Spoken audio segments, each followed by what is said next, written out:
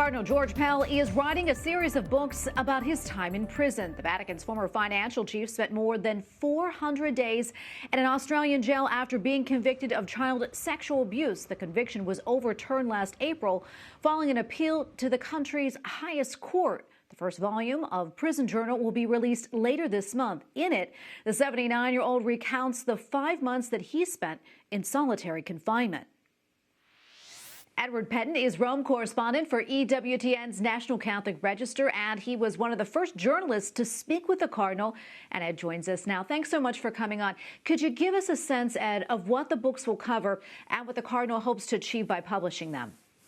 Sure, Tracy. Well, the book covers the first 5 months of his incarceration from February 2019, when he was reprimanded in custody, up until July last year, which was a month just before the failure of his first appeal. The 3 volumes, of course, cover the whole of his imprisonment, which amounted to about 404 days. Now, he said he wanted to publish these journals because really to show the importance of Christianity in this sort of situation, how it helped him, and also to help those in similar difficult situations, those who are being persecuted.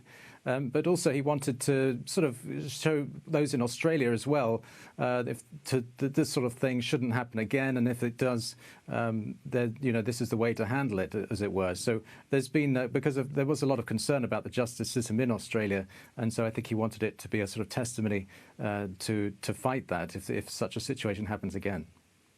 I know in your interview with him, Cardinal Pell discussed a number of topics, including how he coped with being falsely imprisoned. As you mentioned, what general attitude did he take about it?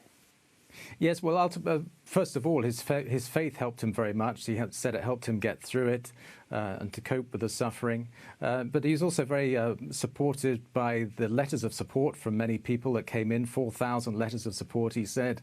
But also the support of the intercession, rather, of saints. He prayed especially to St. Thomas More. He has a great devotion to St. Thomas More and other saints who sort of underwent a similar situation. And also through reading books as well. I think that was another source of support for him. So those were the sort of main elements that he drew upon to get him through this.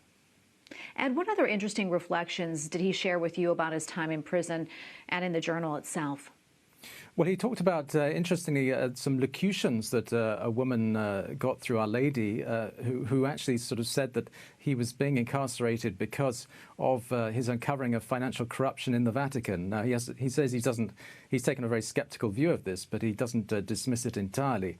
And of course, we have since heard that there are possible allegations that there were connections in the Vatican and his false imprisonment. But there are other aspects too which are interesting. He says he wholeheartedly forgives his accuser. He feels actually very sorry for him and his very much disadvantaged life and the life that he's had, and so he has quite a lot of compassion for him. And also he also has an interesting reflection on the need for protocols for resigning popes. This is something he thought about in his time in prison, and he said that's important because he feels that it's important for unity, that if they're going to be resigning popes in the future, that there are clear guidelines about how they must live once they resign from the office of the Supreme Pontiff. Quickly, do we know when the other 2 volumes will be published? We don't know the exact dates, Tracy, but the Ignatius Press, the publishers, are publishing excerpts over the next 58 weeks of all the journal from all 3 volumes. And so, if you want to, you can sign up and subscribe to that on the Ignatius Press website and get these installments every week for the next 58 weeks. Well, Ed, thank you so much for your time today. We really appreciate it. Edward Pentin, Rome correspondent for EWTN's National Catholic Register. Thanks again, Ed. Thank you, Tracy.